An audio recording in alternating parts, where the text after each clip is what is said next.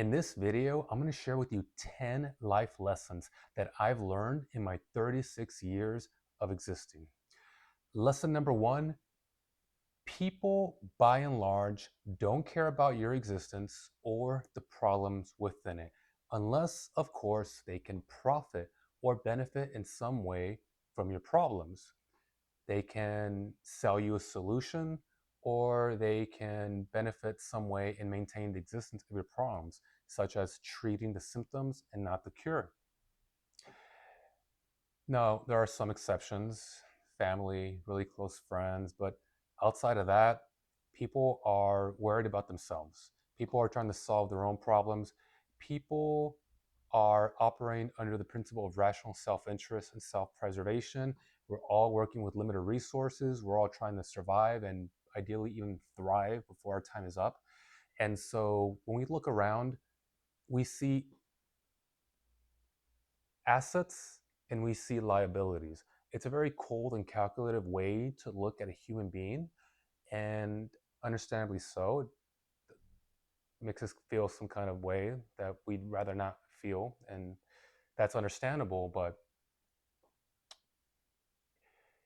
it is how we behave. We may say we value one thing or another, but it's important to look at our actions. It's important to look at the actions of other people, and notice how not very many of us have best friends or homeless drug addicts because they're liabilities. So, in this darkness, there lies a tremendous amount of opportunity. It is because everyone is so fixated, and understandably so, on their own problems and what they want in this world before their time is up. If it creates a void, and if you're able to provide things like loyalty or friendship or even love in a world of rational self-interest and rational self-preservation, they're almost like little miracles. It's almost like they break the rules of human nature from this cold, calculative perspective. And not everyone's going to appreciate or be ready to receive the friendship or love that you have to give to the world, but some will, and those that will greatly appreciate you in return, because everyone wants these things, but they come at a cost. So, yeah, people by and large don't care about you or your problems, and there's a lot of opportunity in this, so just keep that in mind. Rule number two, exercise and diet like your life depends on it, because it does. I can't tell you how many people I come across in my life where they are just completely ignoring their mental and physical health. Their diet is dirty. They don't exercise. They consume information that's not good for them psychologically, whether it's pornography or brain dead entertainment or you name it. Your body really is your temple. I know it's a cliche, I know it's a platitude, but I mean, that phrase is stuck around for a reason. If you're not going to take care of the health and the ability to just to move around and do it pain-free and comfortable, you have to think about what that says about how you perceive your own value. If you're walking around, you're overweight, you're sick, you have just all these scabs and oily skin and bad breath and poor diet, and you just don't care to fix any of that, it signals a lot of things to other people. It signals that you don't value yourself. And if you don't value yourself, why should other people go out of their way to value you? Think back to rule number one. People are concerned about solving their own problems. So you have to ask yourself, what are you signaling to people? Why should they take an interest in your life? And more importantly than that, beyond the social realm, um, don't you like being pain-free? Don't you like being able to walk? Don't you like being able to have your mobility and not have arthritis and breathe without pain? Yeah. Don't you like to not have to see the doctor every day, or just enjoy life? So I guess you gotta have to make a deal with yourself. Either you take care of your health today, you paid for the time and effort that goes into doing that today, or you pay the medical bills and for the regret later. Rule number 3: adopt a warrior mentality. Life, I don't know if I want to say life gets any easier. I suppose it does, but challenges never go away, problems never go away, and you're not doing yourself or the people around you who depend upon you to succeed any favors if you cower in these difficulties. You might get an injury, you might lose your job, you might have an existential crisis and your whole identity comes crashing down. Whatever the case may be, life's problems are not going away. Maybe you get in a car accident, maybe you have a family member in the hospital, whatever the case may be, problems and challenges are not going away. And so this is where a warrior mentality comes into play.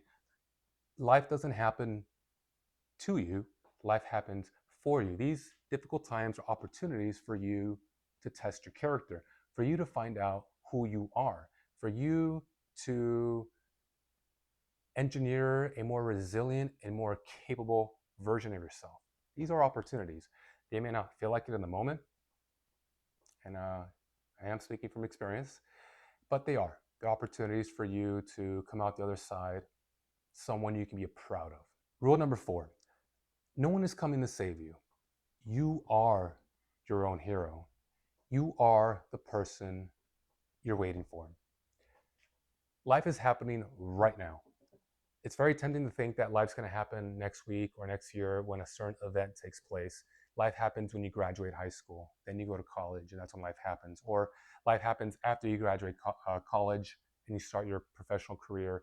Or life happens once you retire, and then you can just not worry about work and relax and drink a cocktail as if alcohol is really in your best interest. And then that's when life really happens. And then before you know it, you're 70 and you're in bed and you have someone changing your diaper and you have dementia. So you've told the same story 10 times. Life's happening right now. And whatever you want your life to amount to, you got to make it happen. Like, this is your hero's journey. This is your novel. This is your movie.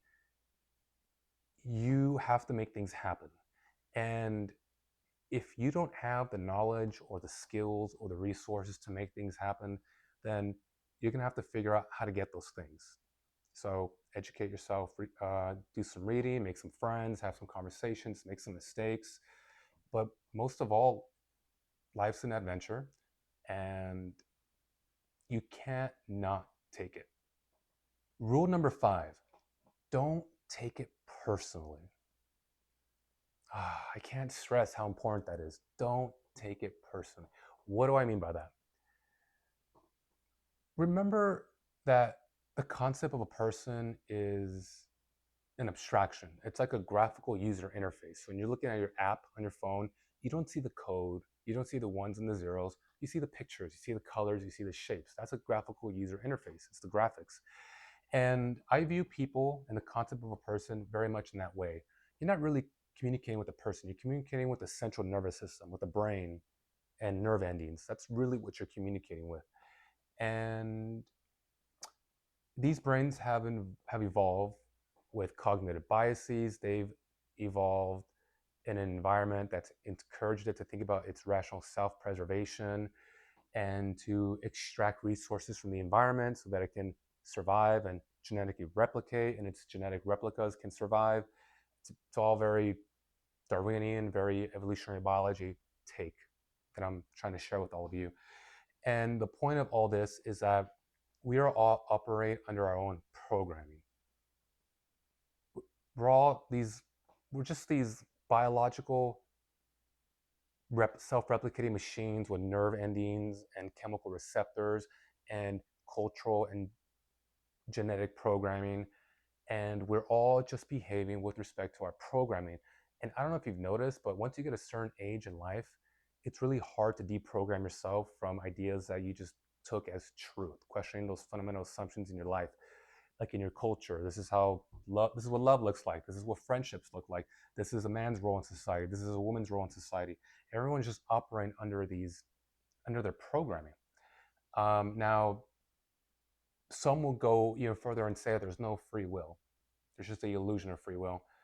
Um, so when you take all that into account, when I take all that into account, I just take a deep breath and think to myself, none of that is about me.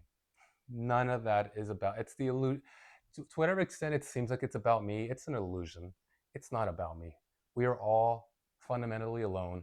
We are all looking out for our own rational self-preservation. We're all operating under our own programming, and we interact with each other, form relationships to the extent to which it makes sense for our own rational self-interest and rational self-preservation. So if people reject you or betray you or don't show an interest in you, or even if people do things to your benefit, I don't take any of that personal. I just don't. And if you can get to that place mentally, man, the peace of mind that comes along with that. Someone shouts at you when you're driving down the street, don't take it personally. They're a victim of their own biology. They're a victim of their own emotions. They can't control their own anger. That's their problem. Don't take it personally. Rule number 6, be selfish with your time and use it wisely. We all have limited resources throughout our lives to complete the projects that we find valuable. Time, money, energy, attention, social network, so on and so forth. Money is renewable. You can always make more money. You can always make new friends. You can always sleep, wake up, and have more mental energy to give things your attention. But one thing that you have a limited supply of, one thing that is counting down to zero, is time. You only have a certain amount of time, and not all that time is, I want to say not all that time, all of it is valuable because a unit of time is a unit of your life, a unit of your existence, and I wouldn't say that certain parts of my life are more valuable than others. I like all parts of my life just fine, but I would say that there's certain opportunities that are available to you, let's say in your 20s or 30s, that might not be available to you in your 60s and 70s. And so it's often said that youth is wasted on the young because there's so much rich opportunity in your 20s, in particular 20s and 30s. You can take more risks. You have less, typically you have less health issues. You can make more mistakes, learn from those mistakes, course correct, and keep going, and you'll be fine. You'll be fine because you have more time to do those type of things. Um, Now, I guess that goes into using it wisely, but the using your time, or being selfish with your time, you don't want to waste your time on frivolous things, just sitting home 2, 3 night, however many nights a week, just brainlessly scrolling through YouTube or watching Netflix, or just hitting up the bar again and drinking your blood cells away, not blood cells, brain cells away. Um, like think about your time as the most important resource you have in your life. You could be building things with your time. You could be bringing value to yourself and the people around you with your time. Think of your time as something you can invest into yourself and into your community. Don't waste your time. Rule number 7, have a growth mindset.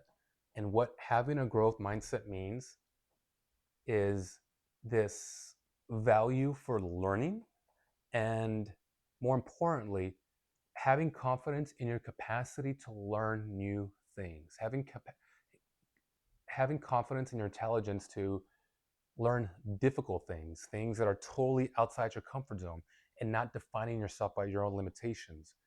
An example of that might be, oh, well, I've never danced before and I don't know how to dance, so I can't learn how to dance. That's silly.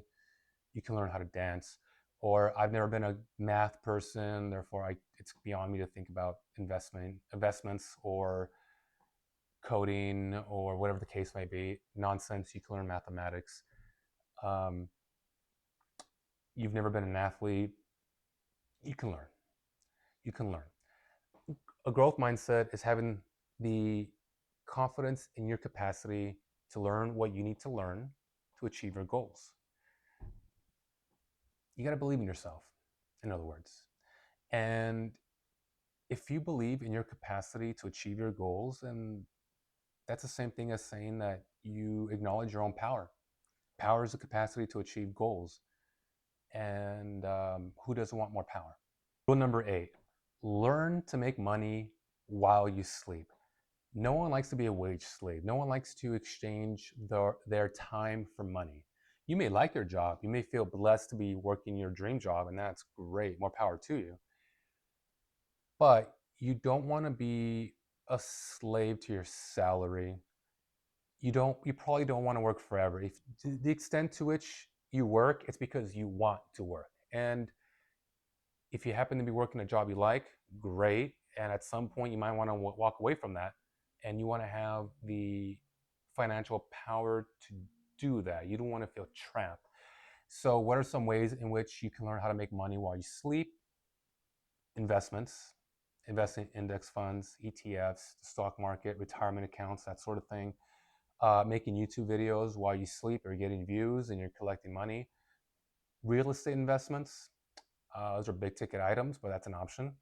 And maybe starting a subscription-based service, a subscription-based business. So every month you have people are paying a subscription fee to your service, and that money just keeps coming in as long as they're subscribers, right? We're all doing that with Amazon Prime. We're all doing that with, I don't know, Spotify. Whether or not you're using that service, they're collecting your money. Get that going for yourself. Rule number 9, always look for the void within others, but most importantly, within yourself. Paradoxically, the void is where you'll find most of your answers. Paradoxically, the void tends to be the heaviest burden that we carry throughout our lives. But fortunately, there is immense opportunity in confronting the void. And there's a lot of beauty in there too. So let me explain what I mean. There's always going to be something that's missing in your life. There's always going to be something that's missing in someone else's life, other people's lives. And oftentimes, the next step in life, the problems you ought to confront, the version of yourself that you ought to be creating can be found within the void.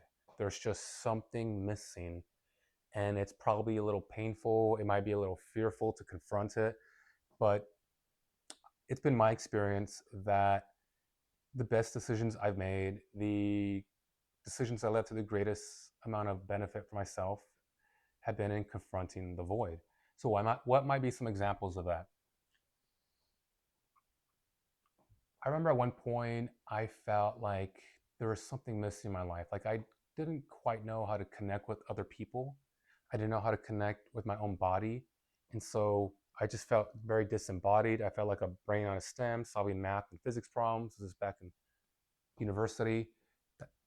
There's something missing. Like that was just, I could feel myself just sitting in the void. So I can maybe choose to cope with that feeling by, I don't know, distracting myself with entertainment, taking drugs, just being in a state of denial. Or I can confront that void and start filling it with this by taking action, by finding out what's the solutions to my problems. I highly recommend you do that work for yourself first. And then once you get a hang of that, you can turn around and do that for other people. And if you can do that for other people, there is a tremendous amount of opportunity for you. And there's business opportunity. If there's problems people have and you solve them, that's going to have value and they will pay you for that. Or let me say this. Step one is to investigate, ask questions, and I would even advocate learning how to ask indirect questions that probe what people desire. Because sometimes people don't want to talk about that because it might be a little too sensitive, or they lack the self awareness to even identify what that might be. And so you have to learn to become a really good investigator, ask the right questions. You are like, is it an anthropologist? No, you're like a archaeologist. You got your chisel and your brush, and you're delicately hammering away into the dirt, looking for the fossilized bones, looking for the diamonds. That is your task. And if you can identify what people desire, that's usually located in the void. People usually desire what they don't have. Then you have an opportunity to bring value to people's lives. You have the opportunity to form strong relationships. You have the opportunity to create businesses. And sometimes people are just looking for a friendship. Sometimes people are just looking for, not just, but people are looking for love. If you can do that, if you can identify that and provide solutions for yourself and for others, people will be incredibly grateful to you. People will gravitate to you. You're this problem solver. You're this ray of light. You are you are the light that gives meaning to the dark. You become a force for good. So yeah, look for the void in yourself and in others. Rule number 10. Learn to love yourself. Love is a desire to increase well being. Love takes practice. Love is a skill. You know how I know it's a skill? Because I didn't always care about my own well being. I would just put garbage food into my body. I wouldn't exercise. Once upon a time, I just didn't value my own education. Um, I'm thinking back to like my teenage years, right? I didn't as a kid, as a teenager, maybe I didn't value my personal hygiene as much as I should have. I didn't, just these things about that promote my own well-being. I just, I don't know. I just didn't love myself. And with time and practice, you learn how to love yourself. Love is a choice. Love isn't easy because a lot of times it's less of a desire and more an exercise of your own discipline. Going to the gym 3, 4, 5, 6 days a week for to maintain your own health. That's an act of love onto yourself.